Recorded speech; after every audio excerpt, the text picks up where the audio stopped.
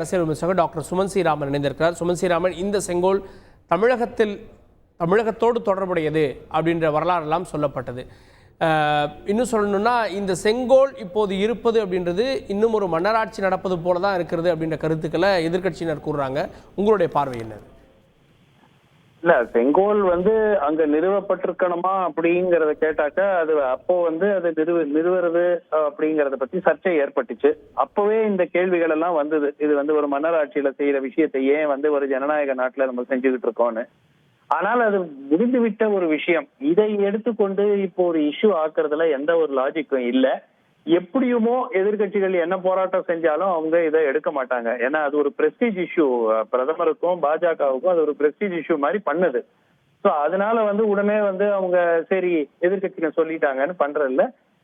இது வெறும் பாராளுமன்றத்தினுடைய நேரத்தை வீணடிக்கிற ஒரு முயற்சியா தான் பாக்குறேன். இதுல எந்த விதமான ஒரு பயனும் இல்லை.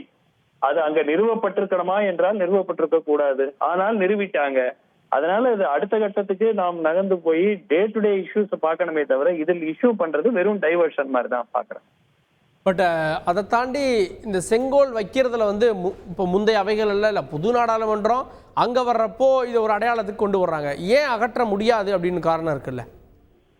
ஏன் அகற்ற இல்ல, ஏன் அகற்றக்கூடாதுன்னா அரசாங்கம் ஏதோ ஒரு காரணத்துக்காக அதை அவர்களுடைய அடிப்படையில அவங்க கொண்டு அவங்களுடைய லாஜிக்கல கொண்டு வச்சிருக்காங்க. இப்ப நீங்க அகற்றணும்னு சொன்னா உடனே அவங்க எப்படி ஒத்துக்க போறாங்க? என்ன காரணத்துக்காக ஒத்துக்க போறாங்க? அப்பவே இந்த மன்னராட்சிங்கிறது அப்பவே சொல்லப்பட்டது தானே. அப்ப என்ன இப்போ மாறுறதுக்கு என்ன மாறி இருக்கு? ஒண்ணுமே மாறலையே. சோ அதனால நிச்சயமா இது எடுபடாது. இது டயத்தை வேஸ்ட் பண்றதுக்கு தான் ஒரு வாய்ப்பை கொடுக்கும். எல்லாருடைய இதுவும் முக்கியமான பாராளுமன்ற நேரம் இதுல கடத்தலாம். எப்படி நேற்று எமர்ஜென்சி பத்தி தீர்மானம் போட்டுட்டு டயத்தை வேஸ்ட் பண்ணாங்களோ இந்த மாதிரி இதை வச்சு கொஞ்சம் நாள் ஒரு 2 நாட்கள் வேஸ்ட் பண்ணலாம்.